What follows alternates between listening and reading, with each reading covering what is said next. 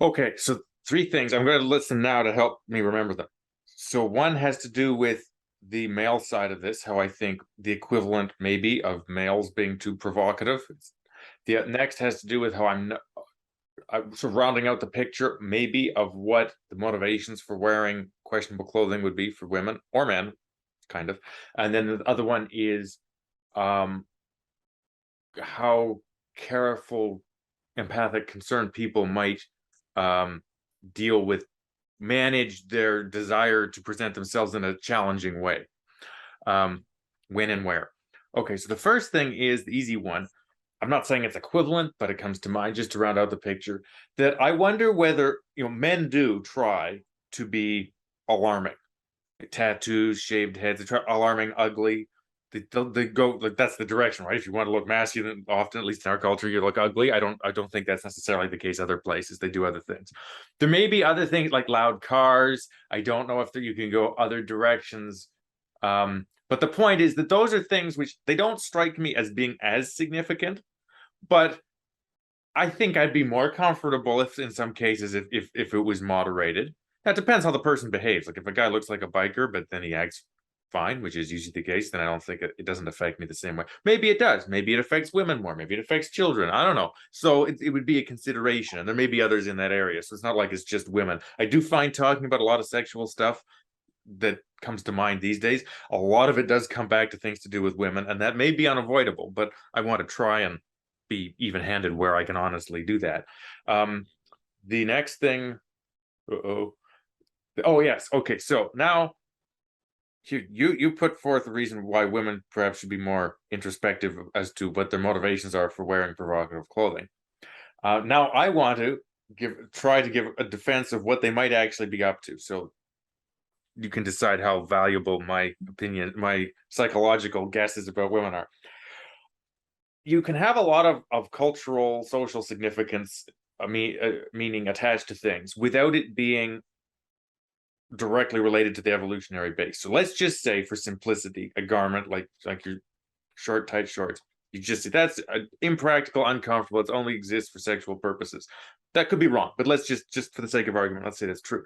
That doesn't mean that wearing it consciously, a teenage girl, that's what she's got in mind. In fact, with all due respect to teenage girls, I sometimes wonder exactly what is in their mind. So it's conceivable that, Mm-hmm. and I mean, yeah, look at guys walking around holding up their pants. It's not like there's a lot going on there either. So I don't know that there's a lot of decision making and analysis going into these choices. I Mm-hmm. fortunately have not had the experience of going through school because I grew up homeschooled, so that made me weird, but it also kept me free of this stuff. But I gather that people do a lot of things just because it's what's going on, the associations. So, for example, I suspect not the shorts so much, but a lot of more formal female clothing is still provocative, which to me is exactly what formal clothing should not be, except for maybe kind of showing off dimension of formal clothing.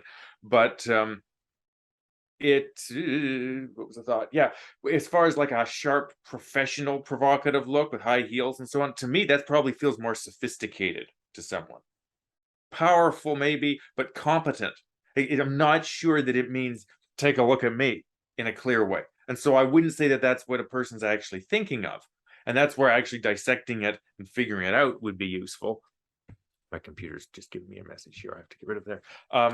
So I think I have heard other people addressing this specific thing of women and how they dress. And what I liked, if you're familiar, there's a channel called Blue Collar Logic, which is meant to be like reasonable conservative stuff. And a lot of it I like, but one thing where I think the guy gets it wrong, I don't recall his name, is he presents basically what we have, which is he thinks women who are concerned and empathic should be more careful. And I do think that's the right way to frame it. It's not a matter of rights. It's not your right to like I'd be wearing Sure. pajamas now if I was just concerned with being comfortable. Um, Yeah. but Yeah. anyways, Right. Right. and in fact, I'd always be wearing pajamas, but I don't. Anyways, it's not so much about rights; it's a matter of are you considerate? And there are exceptions, like maybe you feel really lousy that day, so you do wear pajamas, or whatever. It's not quite the same thing, but anyways, but where he got it wrong was he was saying, I think that blanket statement that's what women are doing is they're trying to to manipulate men's feelings, essentially. I don't think that's correct, and I suspect it's not correct in most cases, not clearly No. and consciously. Just because there's a Mm. strong evolutionary side to it, I think it's comes through culture, and I think probably most often they're participating in that cultural thing. In the same way that if I kind of liked Audis, it's a car, not like an Audi belly button, that that's probably culturally because I associate it with like that should be a good financial rich guy car. And who it's not because I'm necessarily thinking, oh, that'll get the girls. It's just come to me that way.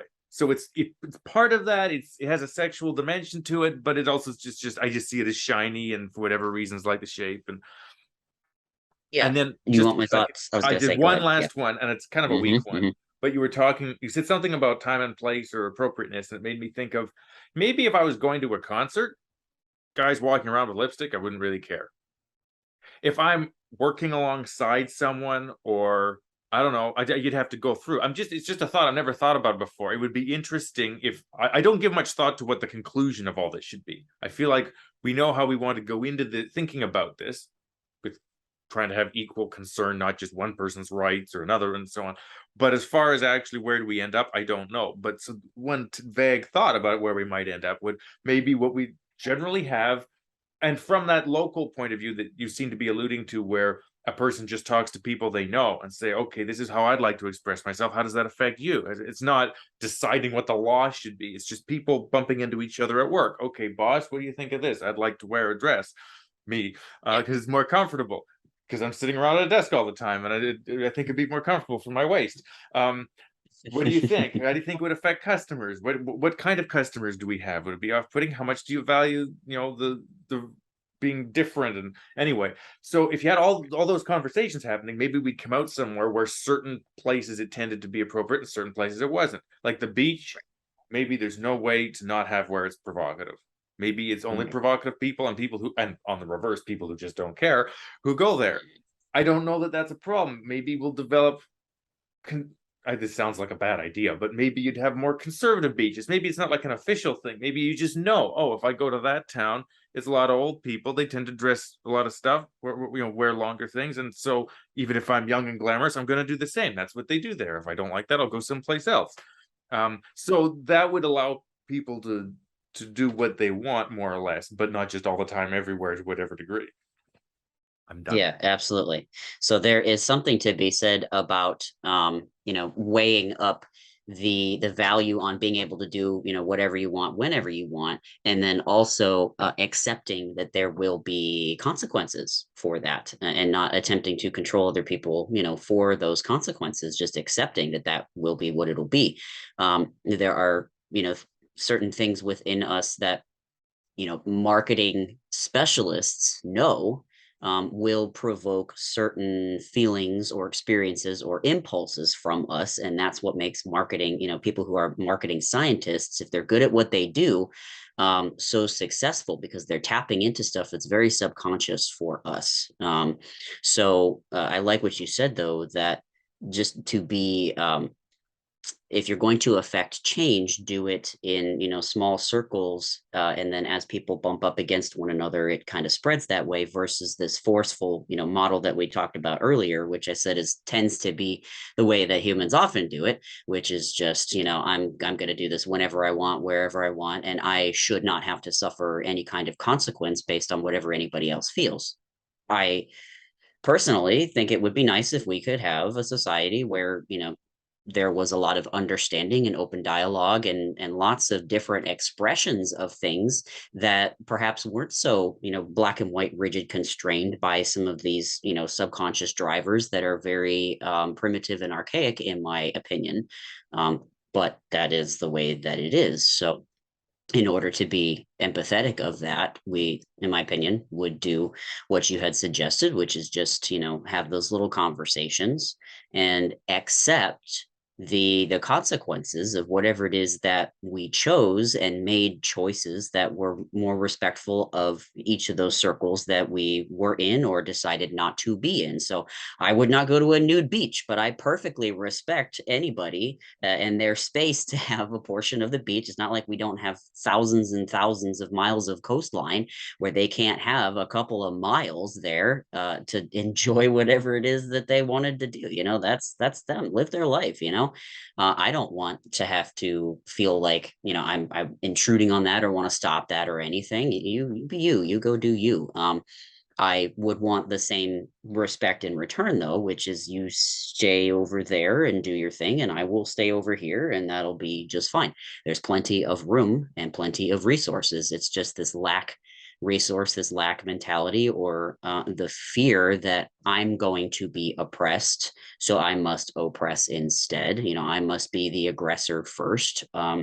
Or that what I want will be taken away from somebody. That a lot of the decisions I think that people are making are fear driven or concerned from something like maybe somebody would say, oh, if as soon as we start seeing men with lipstick and beards, then we'll never have nuclear families anymore. Which, I mean, I can understand why people might think that, because they're the neo-Marxists and people part of that whole woke dynamic, that they do see the nuclear family as a threat.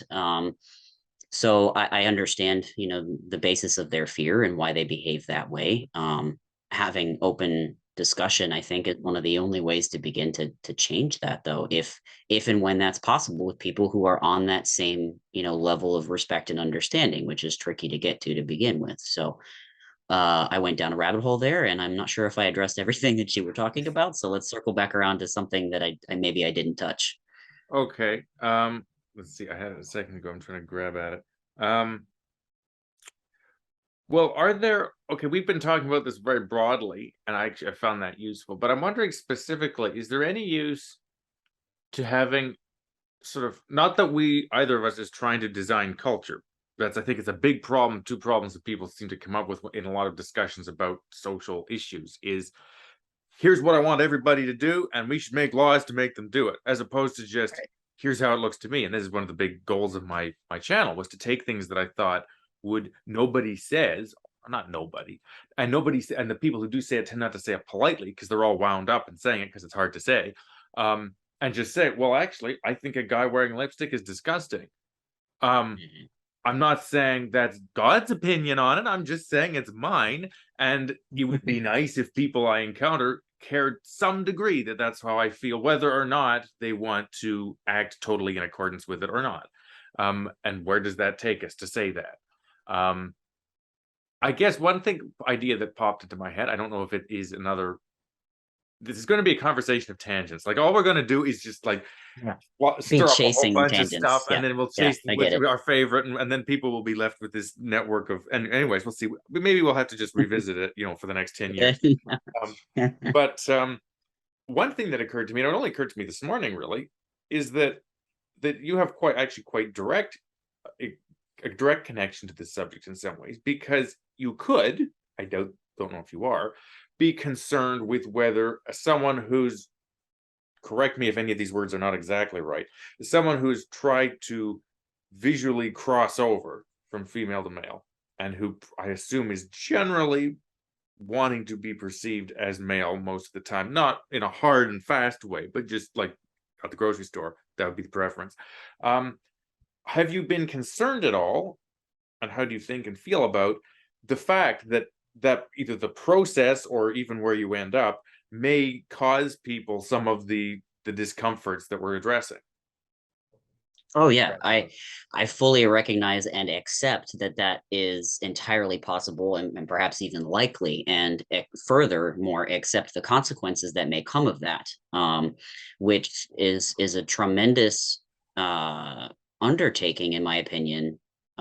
So there was and I'm not trying to, I don't mean to project myself as heroic or anything of that nature. I just simply accept that in going down this road, it's definitely going to add a lot more difficulty to life than the average person who is easily just male or female presenting is going to experience. There was a small clip that I had seen from Jordan Peterson that I actually he posed a good point, which is, what are you going to do? Speaking to non-binary people, what are you going to do with that identity, which is, potentially fully androgynous, neither, fully female or fully male.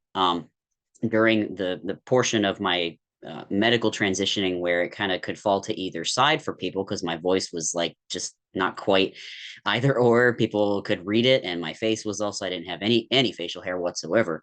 I watched people struggle with, the sir or the ma'am, and that's part of our culture, is that anytime you're out in public, to be respectful, you will address somebody, yes sir or yes ma'am, or that sort of thing. You're going to use a gendered identifier.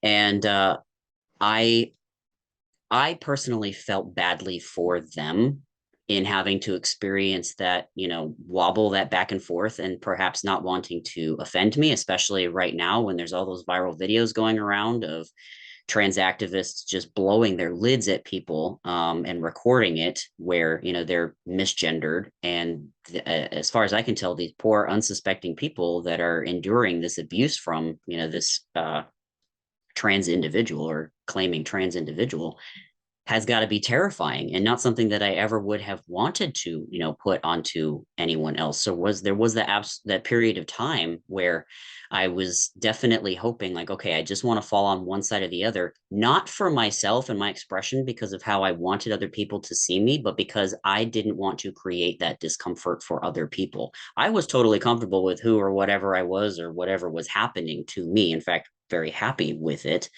But fully recognized the consequence of having that reflected back, in the world around me. And I really did not have a good answer for dealing with it, other than to project as much as I could with my body language and my words a sense of, empathy and respect and calm in general. And maybe that harkens back to, me, all the work that I did as a, obedience instructor for dogs. When you behave a certain way, it's your body language, because they're not paying attention to anything that's coming out of your mouth. It's everything about your countenance, that they're paying attention to and learning from. So I fell back on that to try to give that other person some kind of reassurance that, like, I see you, I understand what you're going through, I'm sorry that that's happening, that you're struggling with that because of your interaction with me, and I hope that I can just leave this interaction on a positive note for you. And that was the best that I had to be able to handle it. And so, like, for now, I mean, I love wearing the clothes that I do. I love that I have a deeper voice, that I have facial hair, that, I'm just in general a very masculinely presenting person. I don't feel any pull towards feminizing makeup or feminizing clothing, or, anything of that nature. So for me, it makes it real easy to just, walk through society as a male, and then have that reflected back, and then nobody feels funky about it. Once in a great while at a distance, I'll get a ma'am or a lady, and then when I get up close, people, or they hear me speak and they go, oh my god, I dub.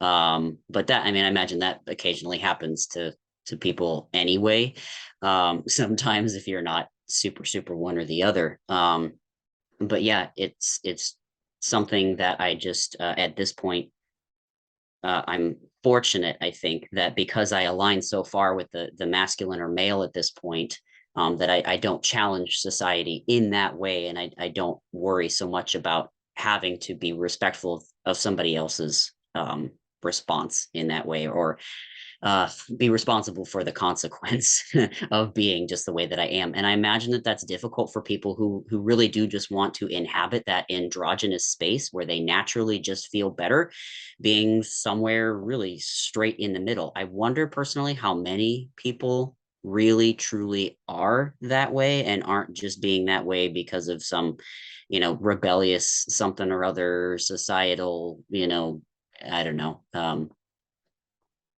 trying to be rebellious of societal Mhm. expectations. They have something within them going on that, whatever, um, that they then would have to just be mindful their entire life, and be accepting of the fact that, they're going to trigger people constantly, that primal part of them that's wanting to categorize male or female. Because that's, I mean, one of the first things that we do when we take an inventory, and a snap inventory of somebody that we see. We don't even have to meet them, just that we see. one of the first details that you're going to notice is that male or female, and that's just, it's ingrained in us to do. It's a evolutionary biology feature, because that is going to determine lightweight how you're going to interact with that person. And it's a type of bias. It's a type of bias that just happens. So to recognize that you're always going to trip people up if you're going to be somewhere in between is just something I don't know that a lot of people have the if they really want to be there in that space, in that liminal space, to be respectful of other people rather than constantly forcing them to accept whatever it is that they're presenting. It's yeah, that's a tough place. So I just want to say, I don't know if anyone can tell, but if it looks like I'm doing something inappropriate with my hands, it's just because I have a cat that a landed cat, on my lap. yeah. So he's never come up before. So, but of course now he did. I'm slightly allergic to him, so we'll see how this goes. But Yeah. I kind of like the podcast. It's a podcat, not a podcast. It's a podcast. It's a podcast. Yeah, podcatting. A couple thoughts came to mind. Okay, so one is, back when you were concerned. So I have two things, and hopefully I won't lose track of them. One is about when you were in your mind when you were in that ambiguous stage, and the other one is about my feelings now. And there goes the cat. So when you were at that point, or contemplating, I'm assuming that you considered that would be the case going into it. How did you dare do that to other people? And that's normally people would say, how dare you, when they're mad. I'm just using it because I think it's the right language. Mm-hmm. Yeah. So that's the question. How I dared. So at that point, that's where in my opinion, the healthy degree of selfishness kind of kicks in, which is that in order for me to be able to give optimally to the world around me, I had to be happy with myself. And unfortunately, or fortunately, I suppose, however you look at it, there is that degree of focus and selfishness, and you might even call it narcissism. You might even call it a healthy, dare I say, a degree of narcissism, which is that in order for me to feel good within myself about who I am, my expression, what I want, I have to do this. There has to be this, awkward, painful phase in order for me to get to that place where I can be, this might sound cliche, the best version of myself that I can, in order to accomplish the goal at the end, which was to be able to give back to people from a very, stable way. And that whole, you can't give from an empty cup kind of thing.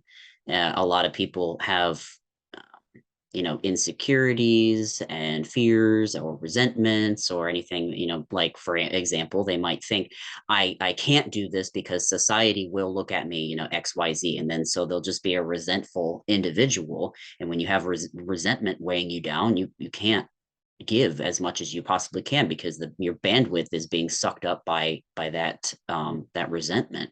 So for me, I dared to do it because I had the moment of narcissism or self-centered that said, okay, the means justify the ends here. I'm fully okay to admit that and say, at least for myself, it was the least amount of harm that I reasoned that I would be doing to get the maximum benefit. But that was just, as much towards me as possible. I mean, obviously, no matter what you do, you're going to have an impact on somebody, somewhere, something, somewhere. It's just by existence, you have that. So there's a degree of negotiation that has to happen there in that realm anyway. But that's how I dared to do it. Was okay, it hopefully won't last very long. I will do what I can to keep myself as away as I can, which is difficult because you work every day. I actually have a video that I'm going to be doing about that, how it was awkward in my work experience. I had all of my coworkers around me using the pronoun that eventually I would be, but I was not presenting that way just yet. And you could tell they were doing that to all the customers that were coming in, and the customers were like, am I like seeing something wrong? Like, this is something that's not adding up. This isn't right. I felt terribly about that. And to some degree, I wish that I had said, look, don't do that until it looks like I actually can potentially pass that way, because it's just awkward for everybody. But ironically, it was my boss who grew up around the LGBT community who was like, no, this is what you are, this is where you're going, and that's what you are. And I'm fully around that and supportive of that. And she didn't give a damn what anybody else thought or would say, because that's how she grew up, that whole in your face, I'm going to put this in your face because this is how I am, the pride. So I see where she was coming from. In retrospect, I wish that I had stood up and said, I don't actually feel comfortable with this yet because everybody else around me feels like garbage. And that's, I don't want that. But again, I dared for the end result, which I tried to minimize my effect as much as possible. Okay. So would it have been a different calculation if, like, in my mind, you don't know that you're necessarily going to have this relatively brief period of ambiguousness and then land on something sufficiently acceptable. You don't even know necessarily how, I mean, you can say from your experience how people perceive you now, but you don't even know that. So going into all that unknown, how how how confident were you that actually that was going to be the case? How much is it a gamble? Based on any of the research that I had done of people, because I watched any and all of the videos on YouTube available of people who did progression videos, 1 month on T, 6 months on Mhm. T, 12 months on T. And the vast majority of them seem to experience enough of a change, enough of a shift that they were passable then, as if we're talking about female to male, that they were passable as male. Now I do think I barely squeaked in on that because I can't grow very much facial hair at all, much to my dismay, at least at this point. And it's my voice anymore that usually gets people to categorize me as male. And perhaps when they get closer up, some of my facial features are a little more masculine, a little more chiseled, less of that, fertile feminine facial uh, padding that has definitely disappeared over the years, but which is fascinating that people are queuing on those very small changes, the secondary sex characteristics to determine, whether this is likely male or female. But it did take the better part of, I think, a year and a half before I was consistently, people's male, male, male, male. So yeah, it was definitely, there were periods of time where I was sweating a little bit, looking in the mirror constantly, like, am I getting my facial hair yet? Is this, like a Well, constant, anxiety about that. And just for, again, that societal reflection, not necessarily for my own, self-image, want of self-image, but yeah, I recognize that there was a chance that I may not, because there were people out there periodically.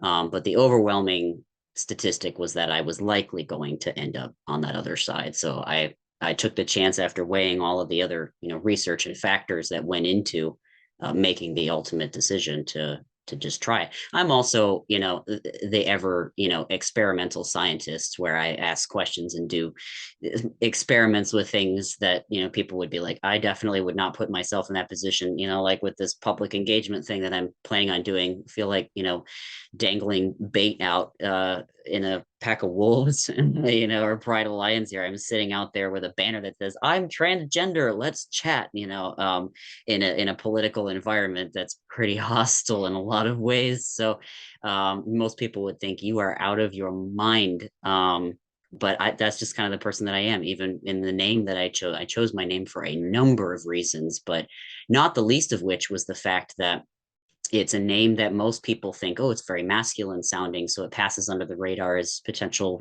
male name. But for anybody that knows Greek mythology, it's actually a female goddess.